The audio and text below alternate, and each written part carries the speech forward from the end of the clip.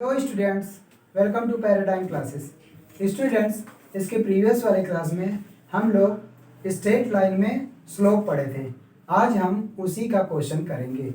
Angle between two lines भी देख लिए थे, उसके क्वेश्चंस एक दो क्वेश्चन किए थे। एक क्वेश्चन है, बहुत बढ़िया क्वेश्चन है, गधा वाला। हाँ यस, ये क्वेश्चन एग्जाम्पल नंबर 12 दिया आर डी शर्मा में। और यहाँ पे दो क्वेश्चन करवाए थे कल कि तीन। चौथा क्वेश्चन देखो, फोर्थ क्वेश्चन फोर्थ क्या, एग्जाम्पल 4 क्या कह रहा है इसमें। एग्जाम्पल नंबर 12 है आर डी शर्मा में।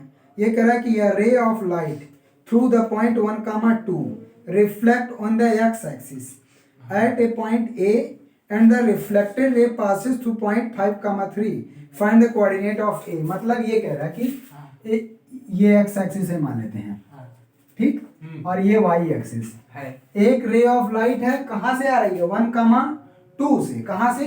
1, 2। 1 ये है तो 2 यहाँ कहीं होगा, तो यहाँ कहीं मान लेते हैं 1, 2 है, ठीक। ये 1, 2 का पॉइंट है, और ये यहाँ से आ रही है रे ऑफ लाइट, और कहाँ से रिफ्लेक्ट हो रही है? एक्स एक्सिस पे।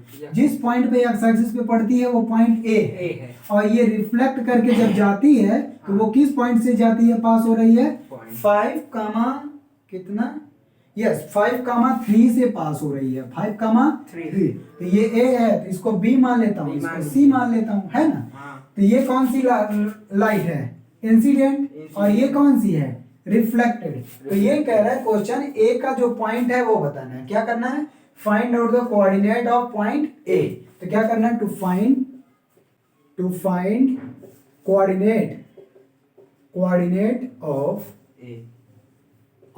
ए, पॉइंट ए। इसका क्या बताना है? कोऑर्डिनेट। क्वेश्चन समझ में और कुछ नहीं। क्वेश्चन में कुछ आ गया। कैसे? एक इक्वेशन ये इक्वेशन बना के क्या करोगे? कहने का मतलब मेरा ये है सर। पहली बात ये पॉइंट में मिलेगा तब ना इक्वेशन बना पाओगे। तो अभी तो वहां वहाँ y 0 मान लेंगे। y 0 है वहाँ पे। हाँ, तो ये पॉइंट हम मान लेंगे। जीरो। हाँ, h, 0 या x, 0 चलो ये मान लो। ठीक है। अब अब क्या एक करेंगे? बार जो डिस्टेंस वाला पढ़े थे, एक बार ये वाली लाइन ले लेंगे और एक बार ये वाली। तो क्या करेंगे? इक्वेट करेंगे। डिस्टेंस जरूरी नहीं बराबर है, डिस्टेंस कहाँ का है? बराबर है। तो क्या इक्वेट करोगे? अरे तो x के देखो, कुछ भी आएगा। लॉ ऑफ रिफ्लेक्शन थोड़ा बहुत पढ़े हो। लॉ ऑफ रिफ्लेक्शन क्या बोलता है कि जिस एंगल पे ये आएगी उसी एंगल पे रिफ्लेक्ट करेगी। ये दोनों एंगल इक्वल हो जाएंगे। अब बताओ, इन लाइंस का हम स्लोप निकाल लेंगे। क्या? इन लाइंस का स्लोप निकाल लेंगे, और इन दोनों के बीच में क्या एंगल है वो देख लेंगे। अपने आप पता चल जाएगा, ठीक। देखो, तो ये अगर थीटा है, ये नॉर्मल है इसके 90 डिग्री। ये अगर थीटा, तो ये कितना होगा? 90 माइनस थीटा। इसका मतलब इस लाइन का स्लोप तो क्लियर हो गया। इस लाइन का स्लोप, बीसी का स्लोप 90 माइनस थीटा आ जाएगा। tan 90 minus theta. और BAB का जो स्लोप होगा वो यहाँ से मेजर करेंगे तो 90 माइनस थीटा, और ये प्लस 2 थीटा। मतलब कि अगर देखा जाए वो भी आएगा 90 माइनस थीटा ही। हाँ, नहीं 90 प्लस थीटा आएगा, तो ऐड करोगे ना। यहाँ से 2 थीटा ऐड करोगे तो ये प्लस। देखो, in figure slope of line BA। किसका? Slope of line BA। ये क्या आएगा? स्लोप ऑफ मान लेते हैं M1। ये कितना आएगा? 90 minus theta plus 2 theta. tan में लिखता है, sorry, tan 90 minus theta plus का 2 थीटा। तो क्या आ जाएगा M1? tan 90 plus theta. इतना बात समझ में आया? बोलो, यहाँ से लेंगे ना, इस वाली लाइन का स्लोप निकाला तो यहाँ से ये पूरा एंगल लेंगे। 90 माइनस थीटा यही है, 90 प्लस थीटा। मतलब ये ऐसे सोच लो, ये पूरा 90 है, और ये थीटा 90 प्लस थीटा, कोई दिक्कत नहीं, ठीक। ये आ गया 90 प्लस थीटा, और tan 90 plus theta second quadrant में जाएगा, और सेकंड क्वाड्रेंट में tan क्या होता है? नेगेटिव, और tan चेंज हो जाएगा। इसका मतलब M1 आ जाएगा माइनस कॉट थीटा। क्या? Minus cot theta. इसमें कॉट आएगा। tan 90 प्लस थीटा, कॉट नहीं है। tan 90 plus theta minus cot theta आता है, क्योंकि tan 90 में कुछ भी ऐड करोगे सेकंड क्वाड्रेंट में जाओगे, और सेकंड क्वाड्रेंट में tan नेगेटिव होता है, क्योंकि सेकंड क्वाड्रेंट में साइन और कोसेक की पॉजिटिव, बाकी सब निगेटिव, इसलिए ये निगेटिव और 90 प्लस माइनस थीटा चेंज हो जाता है, tan cot में चेंज हो जाता है। ये वाला कहाँ पे है सर जहाँ चेंज होने वाली वैल्यू? वो ट्राइगोनोमेट्री में है, अभी यहाँ ऐसे जानो। और हाई स्कूल में थोड़ा बहुत ये वाला बताया था 90 प्लस माइनस थीटा, क्योंकि वहाँ 90 के रेंज में ये वाला हाँ बताए थे। ठीक। अब साइन वाला cos। अब देखो, अब स्लोप का फॉर्मूला यहाँ लगा दे, क्या लगा दे, स्लोप का फॉर्मूला लगा दे। हाँ। तो इसका स्लोप क्या आएगा, बी ए लाइन का, ये अगर a2 माइनस ये x1 y1 मान लो तब बिछाए जैसे, तो ये क्या आएगा y2 माइनस y1, 2 पॉइंट पता हाँ, हो, कल फॉर्मूला बताया था स्लोप का y2 माइनस y1 अपान x2 माइनस x1। यहाँ क्या आएगा 0 माइनस 2 अपान x माइनस 1, ये आ गया -2 अपान x माइनस 1। बात समझ में आया? तो ये आ गया यहाँ से, देखो ये माइनस कैंसिल आउट कर दे, तो कॉट थीटा आ गया 2 अपान x माइनस 1, ये क्या आ गया, फर्स्ट इक्वेशन बना दे। हाँ। इसी तरह से slope of B A B निकालो, slope of A B line, तो इसका लाइन क्या आएगा, m2 मान लेते हैं, m2 is equal to tan, और ये कितना एंगल बना रहा है 90 माइनस थीटा, कितना बना रहा है 90 माइनस थीटा, और tan 90 माइनस थीटा सीधा सीधा cot थीटा आ जाएगा। ठीक, 90 में भी नहीं, इस बार AC है। अरे ओके AC, ठीक है AC, तो 90 माइनस थीटा cos थीटा, क्यों, क्योंकि 90 माइनस थीटा करोगे फर्स्ट क्वाड्रेंट में ही आओगे, और फर्स्ट क्वाड्रेंट में सब पॉजिटिव होते हैं, इसलिए ये पॉजिटिव रहेगा। बात समझ में? यहाँ 90 प्लस थीटा था तो वो सेकंड क्वाड्रेंट में चला गया, और सेकंड में सर अगर निगेटिव, जैसे यहाँ cos 90 प्लस थीटा होता तो वो तो cos भी निगेटिव आता, क्योंकि सेकंड क्वाड्रेंट में cos भी निगेटिव आएगा। नहीं, तो cos साइन में नहीं चेंज होगा, साइन में चेंज होगा लेकिन निगेटिव में माइनस हाँ, साइन वही, थीटा, हाँ माइनस साइन। सब चेंज होते हैं ना, प्लस माइनस थीटा।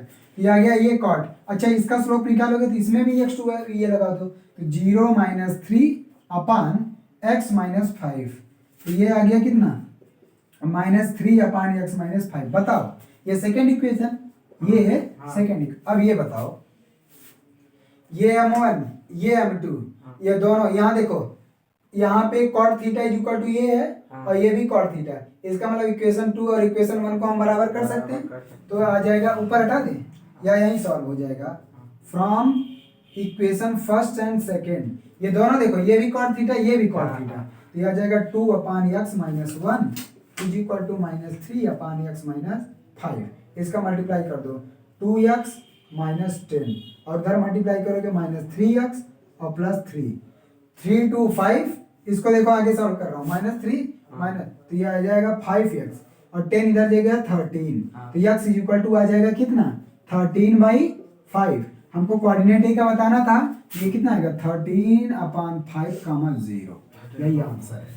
ठीक है, 13 अपान 5,0 आंसर है। सर आंसर तो मेरा भी आ जाता है, लेकिन कहाँ से आता है ये नहीं है, आंसर तो मैं भी यही करने तुम वाला। लगाना वैसे देख तो आता। और क्या sir? Prove that line joining the midpoint of the two sides of a triangle is parallel to the third। मतलब कि mid point theorem high school में पढ़े हो।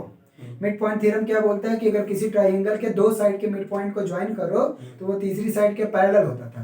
तो वहां तो हम ज्योमेट्रिकली देखे थे, लेकिन अब यहाँ कोऑर्डिनेट ज्योमेट्री यूज करना है। कोऑर्डिनेट का मतलब कोऑर्डिनेट एक्सिस ये है, रेक्टेंगुलर कोऑर्डिनेट पैरेलल बनाना है, पैरेलल बनाने में दोनों का वो होना चाहिए, स्लोप बराबर करना, बराबर होना चाहिए। कर लोगे? हाँ कर, अगर चारों कोऑर्डिनेट दिए होंगे तो उसमें क्या दिक्कत है? तो वो तो हम अपने से मान लो, इसमें कुछ नहीं दिया, केवल स्टेटमेंट कहा है कि prove that line joining the mid point of two sides number of दिया होता तो कर लेता, अब इसमें थोड़ा सा दिक्कत होगी। x1 y1 मान, चलो अच्छा रुको करवा दे रहा हूं। प्रूफ है ना कि क्वेश्चन? हाँ प्रूफ ही है, समझ लो एक तरह का प्रूफ ही है। क्वेश्चन होता तो क्वेश्चन में मुझे नहीं दिक्कत टफ होती, नहीं प्रूफ है। है। अब प्रूफ में तो थोड़ा दिक्कत होगी ना। चलो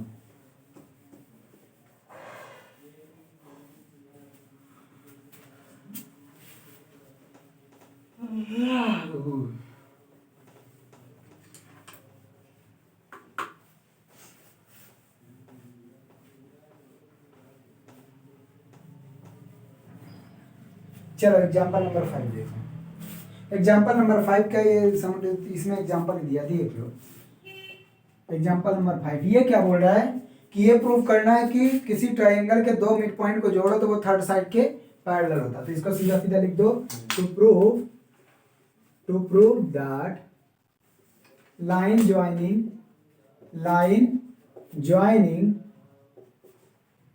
joining the midpoints of triangle, line joining the midpoints of the sides of triangle, line joining the midpoints of two sides of triangle, midpoints of two sides of a triangle is parallel to third side, is parallel to the third side.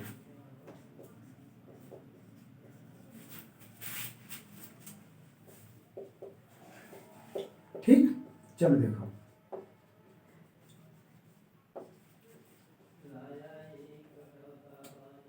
Proof करना है। देखो तो यहाँ पे कुछ और दिया नहीं है, तो ये मान लेते हैं ट्राइंगल है ए बी सी, इनका क्या मान ले, कोऑर्डिनेट मान ले।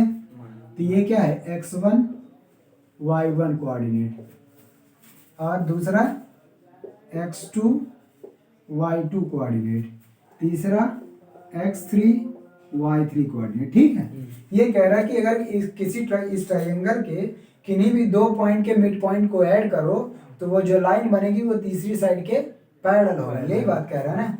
तो मान लेते हैं ये मिड पॉइंट्स हैं इनके m और n। अब mid point theorem, mid point formula आप जानते हो, हाई स्कूल में तो ये था मिड पॉइंट फार्मूला।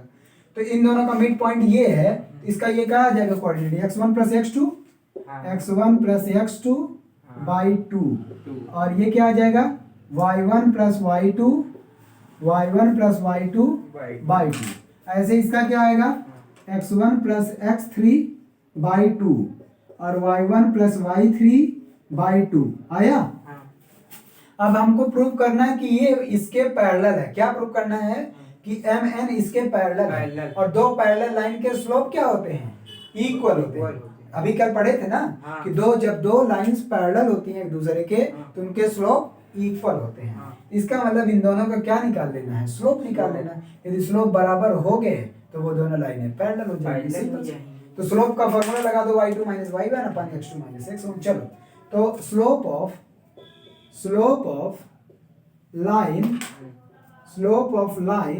mn, इसको मान लेते हैं m1। क्या m1 फॉर्मूला क्या होता है, जब दो पॉइंट x1 y1 और x2 y2 पता रहता है तो स्लोप क्या फॉर्मूला होता है, y2 माइनस y1 अपान x2 माइनस x1। यहाँ पे x2 y2 ये है और वो x1 y1 ये है, चाहे जैसे चाहे इधर से कोई फर्क नहीं पड़ता।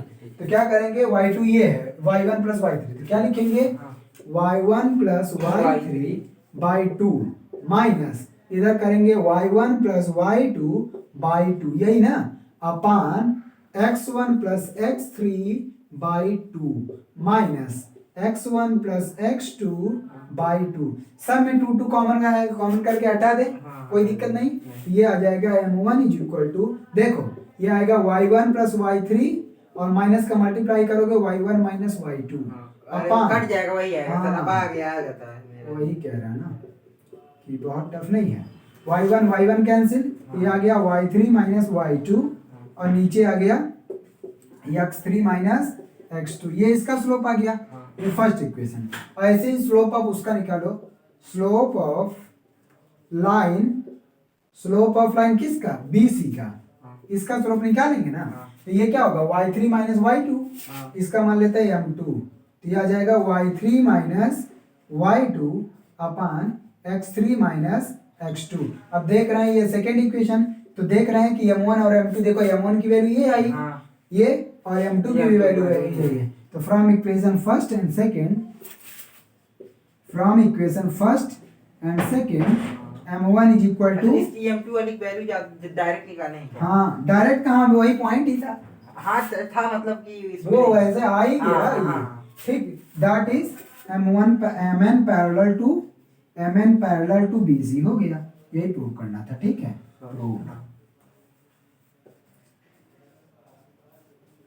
ठीक, टफ नहीं था, बस जैसे करना है। हटाएं,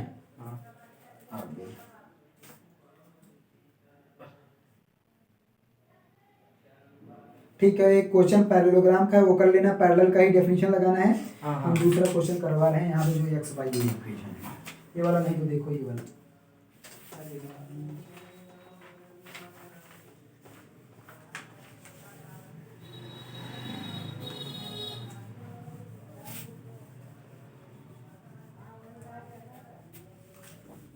यही करवाने के बाद फिर आगे बढ़े। यही पता है बस इसमें से। है और देख लो, मैं इसलिए तो कह रहा हूँ कि देख लो, आ जाए तो हम काहे करवाएंगे। हाँ भाई। देखिए, देखिए। कौन ठीक है, अगला देखो। तो एग्जाम्पल नंबर इसमें 18 है। क्वेश्चन क्या कह रहा है कि prove that triangle which has one of the angle is 30 degree can not have all vertices with integral coordinate. मतलब ये कह रहा है कि एग्जाम्पल नंबर यहाँ 5 होगा ना, तो ये कह रहा है कि to prove that triangle of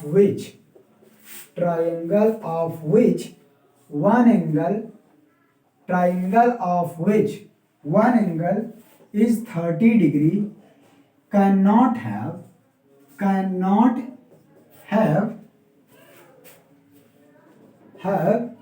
all vertices, all coordinates of vertices, coordinate of vertices integral values। मतलब ये कह रहा है कि कोई ट्रायंगल है ऐसे, हाँ और अगर इसका कोई भी एक एंगल हाँ 30 डिग्री है, तो इसके जो कोऑर्डिनेट होंगे वो इंटीजर नहीं होंगे, मतलब नहीं हो सकता, ये प्रूफ करना है। देखो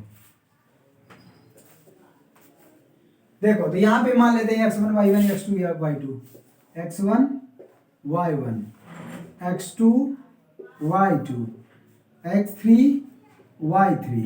अब ये बताओ इस BC और AB के बीच में 30 डिग्री का एंगल बन रहा है कि नहीं बन रहा है? हाँ। BC और AB के बीच में, इस BC लाइन और AB के बीच में 30 डिग्री का एंगल बन रहा है। हाँ। तो यहाँ पे क्या करो, स्लोप निकाल लो इन दोनों का, और उसके बाद फॉर्मूला लगा दो tan थीटा। जब दो लाइन के बीच में एंगल पता हो थीटा, तो दो लाइन के बीच में एंगल जिसका दो लाइनों का स्लोप यदि पता हो और उन दोनों लाइन के बीच में एंगल पता करना, तो तभी कल प्रूव कराए थे tan theta is equal to m2 - m1 plus m1 m2। यही फार्मूला लगा देना है इसमें, ठीक। उसके बाद वहाँ से पता चलेगा कि कैसे डिसाइड करेंगे कि इंटीजर होगा कि नहीं होगा। तो स्लोप देखो, let slope of line AB is m1। क्या है m1 इसका स्लोप क्या आ जाएगा, x2 y2 minus y1 upon x2 minus x1, and slope of line BC is m2 कैसे निकालोगे, वही तरीका, ये आ जाएगा y3 माइनस y2 अपान x3 माइनस x2। इतना बात समझ में है? हाँ। y3 माइनस y2 अपान x3 माइनस x2। ये फर्स्ट इक्वेशन, फर्स्ट क्या, m1 m2 पता चल गया दोनों का। हाँ। और उन दोनों के बीच में एंगल कितना है, 30। तो tan थीटा फार्मूला क्या होता है, tan थीटा जब दो लाइन का स्लोप पता हो तो वो हम जानते हैं m2 माइनस m1 अपान 1 प्लस m1 m2, यही ना होता है। थीटा कितना दे रखा है, 30, tan 30 is equal to 1 plus m2 की वैल्यू वहाँ से रखो, यहाँ से रखो, y3 माइनस y2 अपान x3 माइनस x2। ये रहा m2 के स्थान पे इसको रख दिया, माइनस m1 का y2 माइनस y1 अपान x2 माइनस x1 अपान 1 प्लस y3 माइनस y2 अपान x3 माइनस x2, मल्टीप्लाई इसका कर देंगे y2 माइनस y1 अपान x2 माइनस x1।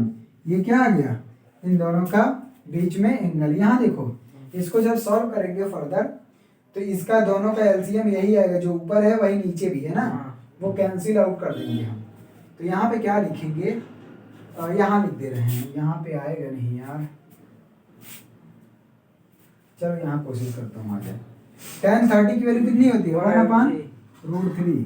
और यहाँ पे देखो ये दोनों का एलसीएम सेम है, ऊपर आ जाएगा मॉड में y3 माइनस y2, माइनस का मल्टीप्लाई करेंगे minus y2 minus minus plus y1 अपान, यहाँ पे इन दोनों का मल्टीप्लाई इधर हो जाएगा, तो ये आ जाएगा x3 minus x2 into x2 minus x1 plus ये आ जाएगा y3 minus y2 into y2 minus y1।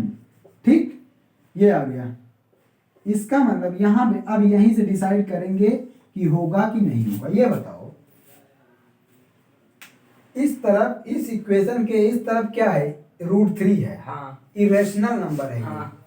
और इधर अगर सारे इंटीजर हो गए, मान लो हाँ। यदि सारे के सारे ये इंटीजर हो गए, तो इंटीजर का आपस में प्लस माइनस होता है तो वो इंटीजर ही आएगा, और ये भी इंटीजर ही आएगा। मल्टीप्लाई डिवाइड करने में नहीं, मल्टीप्लाई करने पे ऐड करने पे इंटीजर ही आता है। हाँ। ये इंटीजर इंटीजर इंटीजर डिवाइड करोगे तो आएगा रेशनल नंबर, और ये एक रेशनल नंबर आएगा, जबकि इधर एक है इरेशनल नंबर। इसका मतलब इंटीजर कभी नहीं हो सकता, ऐसा कभी कैसे हो सकता है, ये इरेशनल नंबर है और ये सारे के सारे इंटीजर हो जाएंगे, तो ये इसके बराबर कहाँ से हो जाएगा, क्योंकि इंटीजर का इंटीजर से डिवाइड करेंगे तो बहुत होगा, रेशनल होगा। इंटीजर भी आ सकता है, इंटीजर भी तो रेशनल ही होता है। इधर रेशनल नंबर बन जाएगा और इधर इरेशनल, इसलिए ये ऐसा तो हो ही नहीं सकता। तो it is impossible to all the coordinate should it is impossible that coordinates of the vertices of triangle is integer, क्योंकि इंटीजर पॉसिबल नहीं है, क्योंकि इस तरफ क्या है, इरेशनल नंबर है। ठीक, वो क्या कहते हैं, रेशनल हो सकता है। हाँ रेशनल होगा, और ये उसके बाद इरेशनल होगा, नहीं, रेशनल भी नहीं, रेशनल भी वही नहीं। तो कह रहा हूं। अगर इधर रेशनल भी हो गया तब भी नहीं आएगा, तब क्योंकि भी रेशनल उसके- का आपस में डिवाइड मल्टीप्लाई करेंगे तो रेशनल ही आएगा। हाँ, तो तब और भी वो नहीं। रूट ये इसमें कैसे इक्वल होगा। हाँ, तो इरेशनल में आएगा, लेकिन इसमें क्वेश्चन में कहा था कि वो इंटीजर नहीं होगा, तो हम केवल इतना तो कह ही सकते हैं ना कि इंटीजर इस नहीं बात होगा। से ये पता चल रहा है कि ये इंटीजर नहीं हो सकता है। नहीं हो सकता। अब इंटीजर के अलावा क्या होगा, क्योंकि हर इंटीजर रेशनल होता है, तो रेशनल यहाँ नहीं होता है, तो वही इसका है। मतलब इरेशनल होगा। तो इट इज इम्पॉसिबल, यहाँ पे लिख दो फ्रॉम, इट इज इम्पॉसिबल ऐसे लिख दो, it is impossible, it is impossible that coordinate of vertices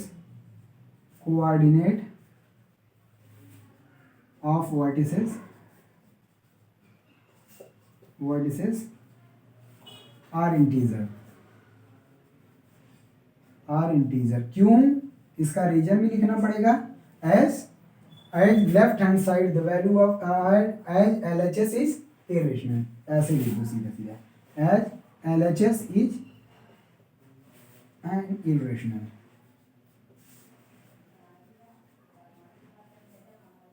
ठीक है, हो गया।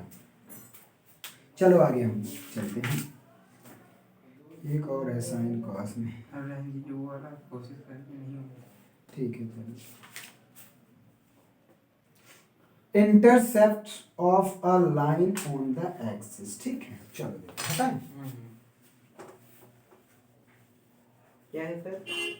Intercept of a line on the axis.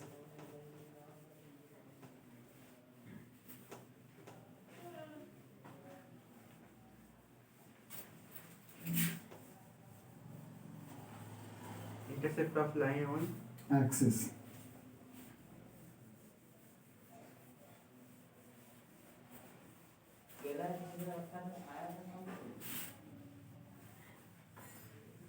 देखो अब है topic intercepts of a line on the axis.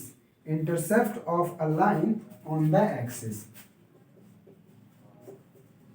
Intercepts of a line on the axis। ठीक,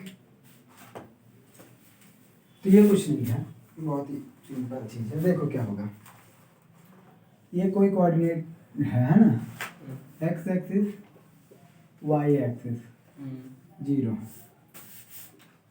इसको Y dash मान लो, इसको एक्स डैश मान लो। ठीक, यदि कोई लाइन ये है, ये क्या बना दिया, एक लाइन है, ये लाइन का इंटरसेप्ट एक्स एक्सिस पे ये जो डिस्टेंस होगा ना, ये ए मान लें, ये बी मान लें, तो ये जो डिस्टेंस यहाँ से यहाँ हुआ ना, इसी को बोलेंगे एक्स इंटरसेप्ट। क्या, x intercept.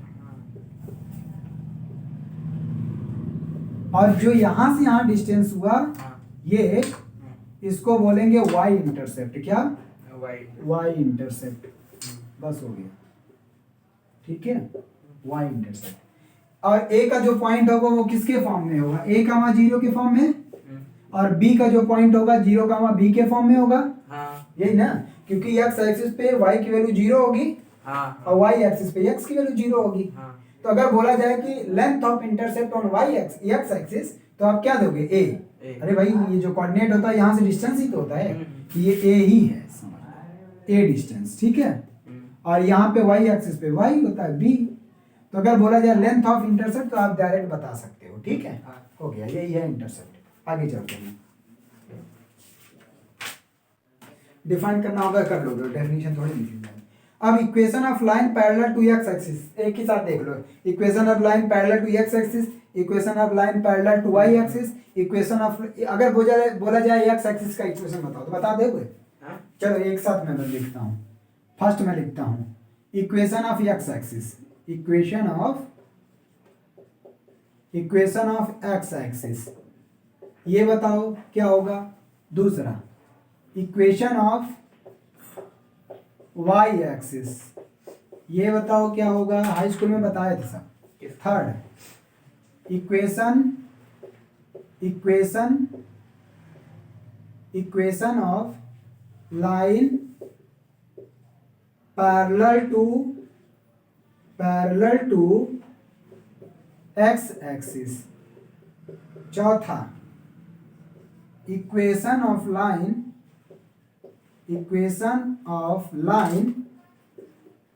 Parallel to y axis.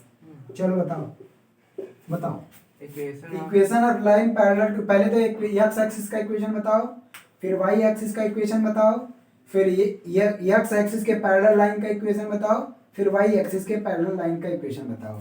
और इसको मैं हटा दे रहा हूँ। ठीक, इसको मैं हटा रहा हूँ, इस फिगर को। ax प्लस ये वाला है। तुम पहले x एक्सिस का इक्वेशन बताओ। ax प्लस y ये वाला। देखो, ax plus b equal to 0, यही होगा, यही वाला आंसर। गलत है, बी वो कहाँ से ला रहा है पता नहीं। तब का हुई सर,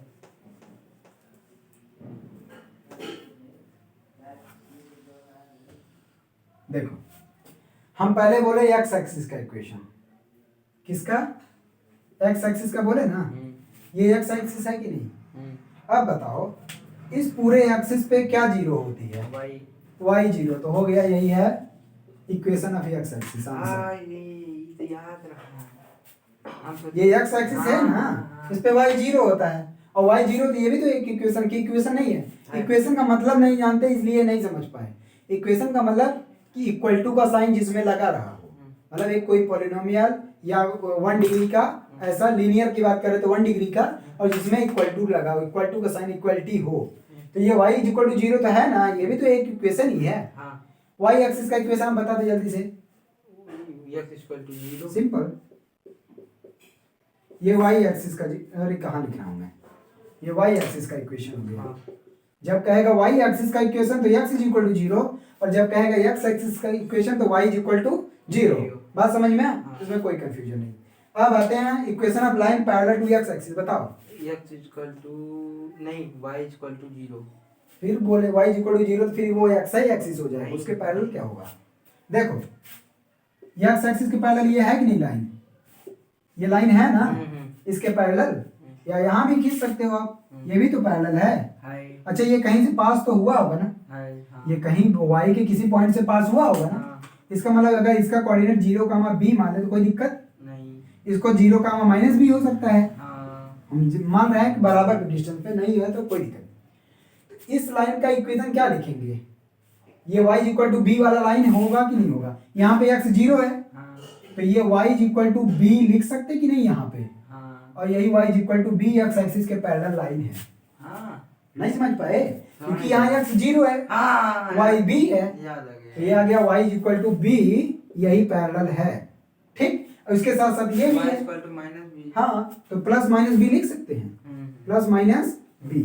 ये क्या है, equation of line parallel to x axis. इसका मतलब क्योंकि जो भी लाइन एक्स एक्सिस के पैरेलल होगी वहां पे इस कोऑर्डिनेट के लिए यहाँ पे x इक्वल टू 0, अब इधर x इक्वल टू 0 नहीं होगी, वो मत करना। यही तो बोल रहा है। अब ये नहीं कह रहा कि अगर x एक्सिस के पैरेलल लाइन है तो वहां पे x की वैल्यू उस लाइन पे हमेशा ही 0 होगा, नहीं। यही तो कह रहा हूँ नहीं। ये पूछेगा तब कैसे करेंगे, ये कहाँ पूछ रहे हो, ये इक्वेशन में अभी बता रहा हूँ कि अगर x एक्सिस का पूछेगा तो direct y equal to b रखोगे, या y इक्वल टू कोई कांस्टेंट रख सकते हो, ये अगर उतना डिस्टेंस y एक्सिस पे इंटरसेक्ट कर रहा है। ऐसे ही बताओ equation of line parallel to y axis, तो y एक्सिस के पैरेलल ये वाली लाइन है, ये है कि नहीं, ये पैरेलल आप इधर भी खींच सकते हो वैसे ही y एक्सिस के पैरेलल, तो ये कहीं ना कहीं इंटरसेक्ट किया होगा, और जहां पे इंटरसेक्ट करेगा यहाँ पे क्या होगा, या y की वैल्यू 0, इसको कोई क्या लिख सकते हैं, a कमा 0 का फॉर्म होगा, और ये क्या होगा माइनस a कमा 0 का फॉर्म होगा, तो ये क्या होगा, इसका मतलब यहाँ क्या है x इक्वल टू a है कि नहीं, इस लाइन पे x equal to a satisfy करेगा, तो सिंपल सी बात है x इक्वल टू आ गया, और इधर माइनस वाला लेंगे तो प्लस माइनस a, ये क्या आ गया, equation of line parallel to y axis. अब बता लोगे, ये सब बात एकदम अच्छे से ध्यान में रखना है, क्योंकि अब क्वेश्चन जब बनेंगे तो वहाँ बहुत सारी चीजें मिला के बताएगा कि x एक्सिस के लाइन एक पैरेलल है, y एक्सिस के लाइन एक पैरेलल है, दुनिया भर का जो भी पूछना होगा वो पूछेगा। ठीक, अब आते हैं बस इसमें यहाँ तक था equation of line parallel to y axis. अब इसमें फिर एक्सरसाइज दूसरा चलने लगा, नहीं एग्जाम्पल है अभी, हाँ एक्सरसाइज दूसरा, एग्जाम्पल एक करवा दें। Write down the equation of following line, ये एक्स एक्सिस का इक्वेशन, y एक्सिस का बता दिया, line parallel to x axis, जो मेन क्वेश्चन हो अभी छोटा वाला है। अच्छा ये अगर पूछ लो क्वेश्चन कि एक लाइन इक्वेशन ऑफ लाइन बताओ which is parallel to x axis at a distance of 3 unit below X axis, तो ये एक्स एक्सिस है, एक्स एक्सिस से 3 यूनिट नीचे, मतलब 0 -3 और y equal to -3, y equal to -3। हां ये ठीक है, ये नहीं कर लेना। हाँ इसमें जो जैसे प्रूफ टाइप के पिछले वाले में। अच्छा दूसरा, find the equation of line which is equidistance from the line x equal to -4 and x equal to 8, ये बताओ। कह रहा कि find the equation of a line which is equidistance from line x equal to -4 and x equal to 8। चलो अच्छा line x equal to -4 और क्या बता रहा है इसका, y इक्वेशन y की उस इक्वेशन बतानी उस लाइन का जो कि उन दोनों लाइन से इक्विडिस्टेंस हो। हाँ और क्या है, एक x इक्वल टू -4 और x इक्वल टू 8। -4 और x इक्वल टू 8। देख लो एक क्वेश्चन यही वाला, कह रहा है कि टू फाइंड नहीं, टू फाइंड द इक्वेशन, ये वाला बता दीजिए इक्वेशन आप उससे आगे थोड़ा बढ़ जाओ, आ जाएगा 12 तो कर दिए, उसके आगे बढ़ो, उसके बाद कह रहा है कि जो दोनों का इक्विडिस्टेंस हो, मतलब 6, तो 6 कहाँ से लोगे, 6 दोनों से सेम डिस्टेंस, वही कोऑर्डिनेट हम दिख जाएगा। हाँ to find the equation of line which is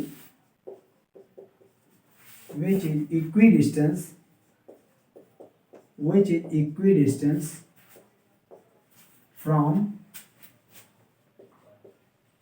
line x is equal to -4 and x is equal to 8। ठीक है, देखो अच्छा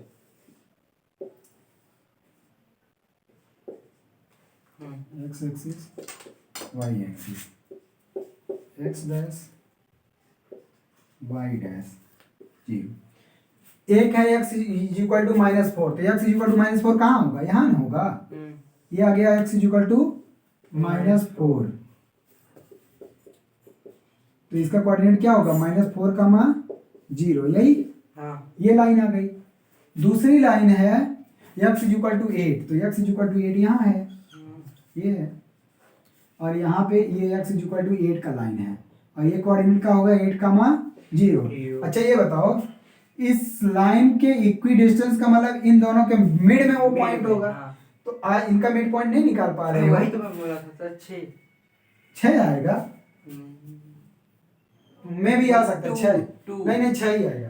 8 - 4 नहीं, 8 - 4 करोगे, 8 - 4 4 आएगा ना, -4 कह रहा हूँ, x1 + x2/2 होता है, तो 8 - 4, ये x1 ये x, हाँ 8 - 4 करोगे 4 आएगा, और 4/2, तो मतलब इन दोनों का मिड पॉइंट वो पॉइंट होगा ना, इसको मान ले रहा हूँ A और ये B और ये C, तो ये मिड पॉइंट का फार्मूला लगाओ, x1 + x2/2, तो ये आ जाएगा 8 - 4/2 और 0 + 0/2, ये कोऑर्डिनेट आएगा 4/2 2, 0, 2, 0 कोऑर्डिनेट पे जो लाइन होगी वही इन दोनों का मिड पॉइंट। इसका मतलब इस लाइन का जो इक्वेशन यहाँ से ले जाएंगे वो क्या आ जाएगा, x इज इक्वल टू 2, यही आंसर है, x is equal to 2 is the right answer, ठीक है, यही है।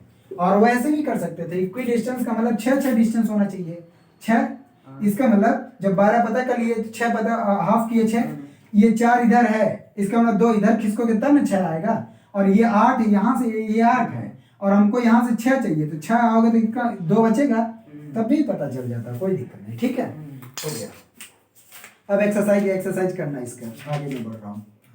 अब आते हैं slope intercept form of line, slope intercept form of a line. अब different form of the equation of line पढ़ेंगे हम, ठीक, कितने फॉर्म इक्वेशन ऑफ लाइन, मतलब किसी इक्वेशन ऑफ लाइन को कितने तरीके से हम लिख सकते हैं, किस किस फॉर्म में, ठीक।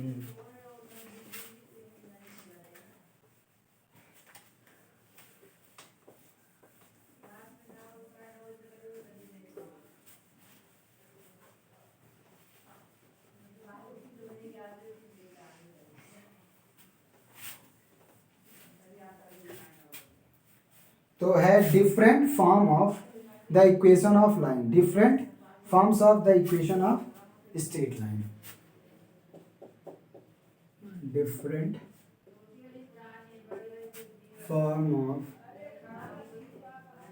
Forms of equation of straight line.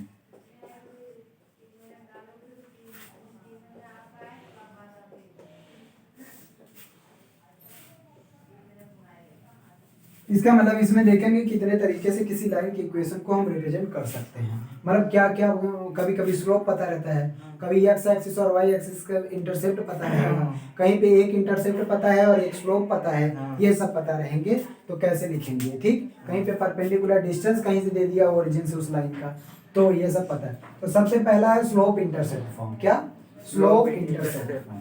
तो सबसे पहला जो तरीका है स्लोप इंटरसेप्ट फॉर्म, ये है ना, slope intercept form of a line, slope intercept form of a line, ठीक, slope intercept form of a line. इसमें थ्योरम ये कह रहा है कि the equation of line with the slope m and making an intercept c on y axis is y is equal to mx plus c। इसको proof करना है, क्या है, ये थ्योरम है फर्स्ट। थ्योरम ये है कि the equation of line of slope m and y intercept is c, to prove that, या prove that लिख दो, to prove that the equation of line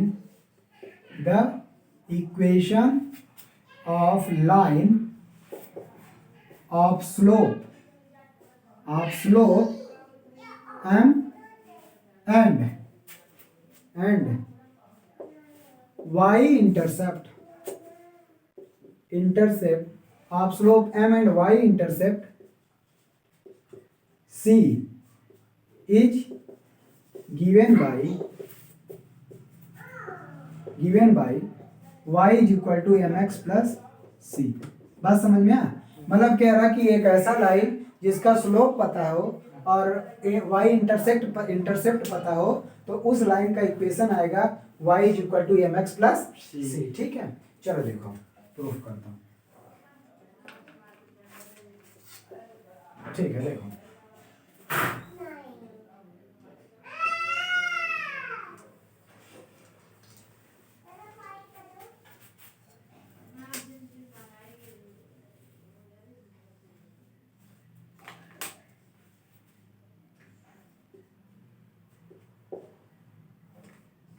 देखो इस लाइन का y इंटरसेप्ट दे रहा है, क्या y इंटरसेप्ट हाँ। और स्लोप, ठीक है। तो हम मान लेते हैं ये है लाइन, क्या है ये लाइन मान लिए, हाँ। कोई भी मान लो, कोई दिक्कत नहीं। y अगर ये लाइन मान लिए तो इसका दिया क्या है, ये a मान लेते हैं कोऑर्डिनेट, ये b मान लेते हैं। हाँ। इसका स्लोप दे रखा है कितना, इसका स्लोप दिया है m, इसका मतलब ये कुछ ना कुछ x एक्सिस से एंगल बना रहा होगा। हाँ। दैट इज स्लोप दिया है तो m is equal to tan theta, ये दिया हुआ। हाँ। ये बात क्लियर है, ठीक है। उसके बाद tan थीटा, उसके बाद दिया है y इंटरसेप्ट कितना दिया हुआ c, y इंटरसेप्ट c। इसका मतलब ये वाला कोऑर्डिनेट, y इंटरसेप्ट ये बताया था ना, हाँ। ये वाला कोऑर्डिनेट दिया है तो ये क्या है 0, c, बस इतना चीज दिया हुआ है। एक स्लोप दिया हुआ है और c दिया हुआ है, तो पता करना है क्या, इस लाइन का इक्वेशन। ठीक है, चले आगे देखो। अब हम क्या मानेंगे, इस लाइन का इक्वेशन बताना है, इस लाइन को हम और आगे बढ़ा देते हैं। तो इस लाइन पे कोई पॉइंट हम एक्स वाई क्या मान लेते हैं, पी कोई पॉइंट, और इसका कोऑर्डिनेट है एक्स कामा वाई मान लेते हैं। इक्वेशन का मतलब कोई एक्स वाई सेटिस्फाई करना, एक्स वाई के फॉर्म में आना चाहिए ना। अब यहां से पैरेलल ऐसे खींच लो, ये खींच लिया, ठीक। रुको, इसको कोऑर्डिनेट को मैं थोड़ा हटा, ये 0, c है, इसको बनाओ। ये इस कोऑर्डिनेट का मतलब इस एक्स एक्सिस का मतलब हुआ यहां से यहां ये एक्स है, क्या है, और ये पूरा वाई है, ये पूरा वाई है। लेकिन यहां तक क्या है, यहां तक तो ये सी है ना, ये सी है, तो ये सी है तो ये कितना हो जाएगा वाई माइनस सी, और ये थीटा है तो ये भी थीटा, ठीक। ये एक्स है, ये डिस्टेंस कितना है, एक्स है, ठीक। तो अब हम फार्मूला यहाँ लगा सकते कि नहीं, tan theta is equal to, यहीं से देखो ये थीटा है तो ये भी थीटा होगा क्योंकि ये दोनों पैरेलल है वो करस्पॉन्डिंग एंगल से।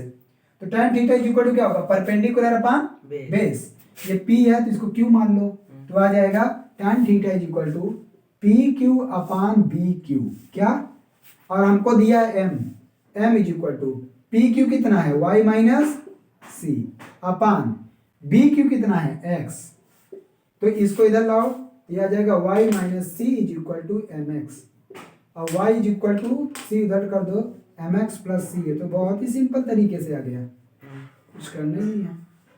लेकिन एग्जाम में आप ये जितना सिंपल तरीके से हम कर दिए, ऐसे नहीं करना है आपको, ये आपको लिखना पड़ेगा। ये जो किए है ना, कि मान लेते हैं ये पॉइंट ये पॉइंट पी, इस पे मान लिया एक्स वाई, इस तरह से लिखना पड़ेगा, ऐसे नहीं करना पड़ेगा। यहाँ ठीक है, चलेगा, बात समझ में आ। तो क्या करेंगे, एक लाइन खींचा हमने, उस पर इंटरसेप्ट सी में 0, c आया, क्योंकि जो दिया था उसके स्लोप दिया था, स्लोप का मतलब कुछ ना कुछ थीटा बनाएगा, एक्स वाई एक पॉइंट उस पर लिया, स्लोप का फॉर्मूला लगा दिया, आंसर आ गया। ठीक, आगे चले।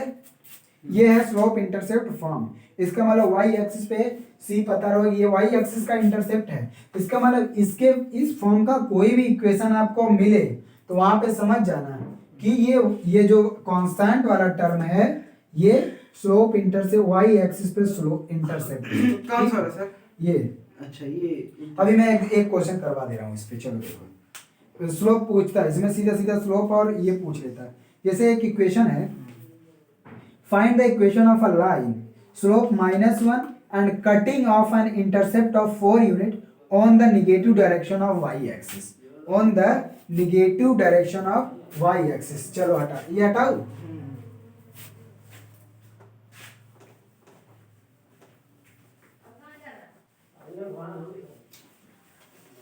आज गाली क्या करते हो आप?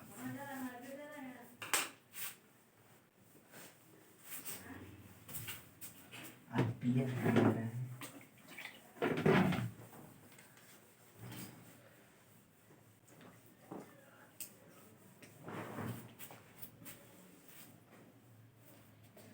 चलो देखो क्वेश्चन एग्जांपल फर्स्ट इसका क्या कह रहा है.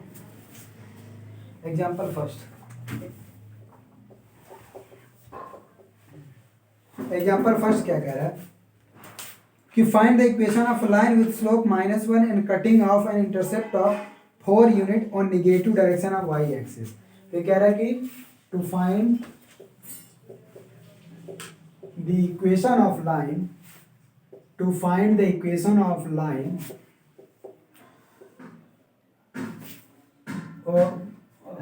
of slope -1 and cutting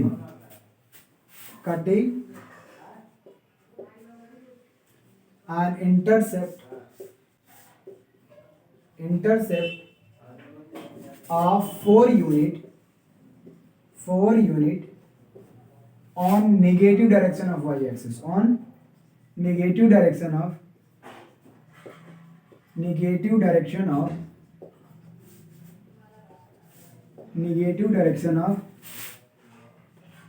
y axis. ठीक है, y एक्सिस के नेगेटिव डायरेक्शन में देख लो आ जाएगा. सिंपल सी बात है. अरे c नेगेटिव डायरेक्शन में तो c नेगेटिव हो जाएगा. y इज इक्वल टू क्या होता है, y is equal to mx plus c होता है ना. और m इज इक्वल टू दिया है -1, तो ये -1 हो जाएगा. और c negative, c y axis पे इंटरसेप्ट होता है. c नेगेटिव तो इसको नेगेटिव रखेंगे, नेगेटिव -4 क्योंकि कहा है क्वेश्चन में. बस यही में रख दो. y is equal to -1 into x और c की वैल्यू -4. सबको इधर ला दो तो ये -x आएगा, -x इधर जाएगा plus x plus y plus 4. ये आंसर हो गया. ये इधर को कुछ अलग मिले क्वेश्चन तो देखो. Find the equation of straight line which cuts off an intercept of 5 unit on negative direction of y axis and makes an angle of 120 with the positive direction of x axis. मतलब कि एक line का equation बताना है जो 5 unit negative direction में intercept करती है y एक्सिस पे और 120 डिग्री का एंगल बनाती है. तो tan 120 की वैल्यू निकाल लोगे.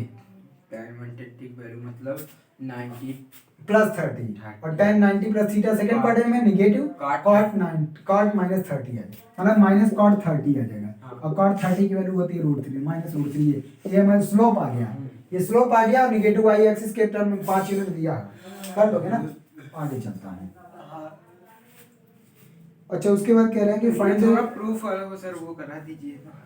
अच्छा find the equation of straight line cutting off an intercept -1 on y axis and being equally inclined to the axis. equally inclined का मतलब दोनों एक्सिस से सेम एंगल बना रहा है. इसका क्या मतलब, दोनों एक्सिस से सेम एंगल मतलब 45 हो गया. मतलब स्लोप पाइया में इक्वल टू tan 45. नहीं ठीक. लेकिन यहाँ देखना पड़ेगा 45 नहीं ऐसे कह रहा है. ये कह रहा है कि रुको नहीं 45 नहीं आएगा, अभी देखता हूँ. दोनों एक्सिस से यही तो होगा. हाँ होगा 45, लेकिन स्लोप कहाँ से, स्लोप लेना पड़ेगा. नहीं तो फिगर बनाओ, खुद ही पता चल जाएगा स्लोप कितना आएगा. फिगर बनाओ, एग्जांपल नंबर 2 फिगर बनाओ. देखो क्वेश्चन कह रहा है कि find the equation of straight line cutting off an intercept -1 from y axis and being equally inclined to axis. Find out the equation of straight line, the equation of straight line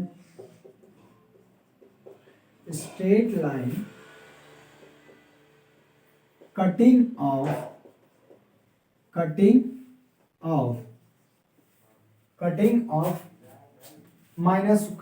क्या दिया, cutting off an intercept -1, cutting off an intercept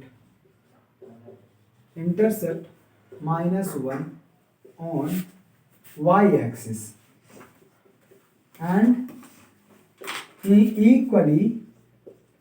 equally निकला slope equally inclined to the axis. Axis देखो ये plural form है, ए x I S लिखते हैं ना तो एक्सिस एक होता है, एक्सिस लिख देते हैं तो वो प्लूरल फॉर्म हो जाता है। देखो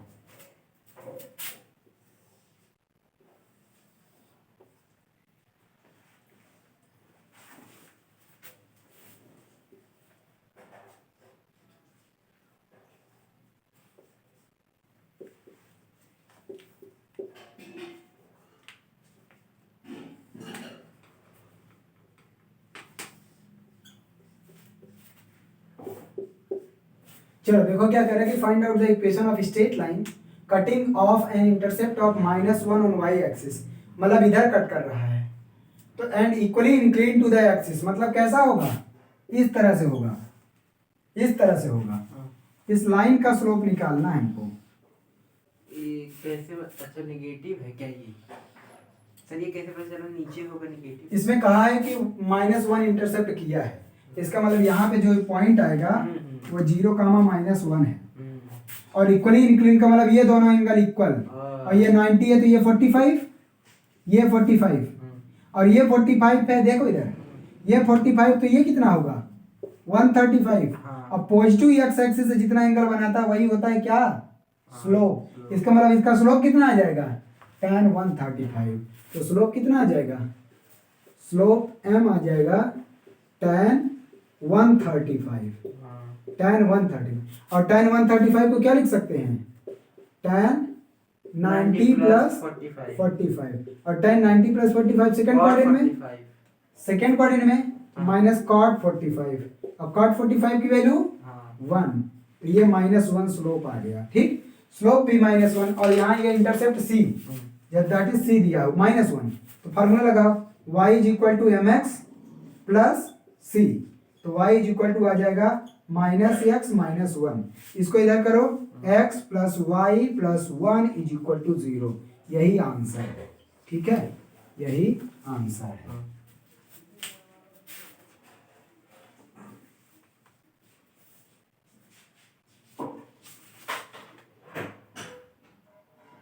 और सर यहाँ पे कटिंग ऑफ इंटरसेप्ट -1 और y एक्सिस, अगर यही x एक्सिस होता तो इधर होता है क्या x एक्सिस, ये x एक्सिस पे कटिंग वाला नहीं है, ये इंटरसेप्ट फॉर्म y एक्सिस पे कट करेगा तब के लिए ये फार्मूला है। x एक्सिस पे कहेगा तो वो दूसरा कुछ हो जाएगा।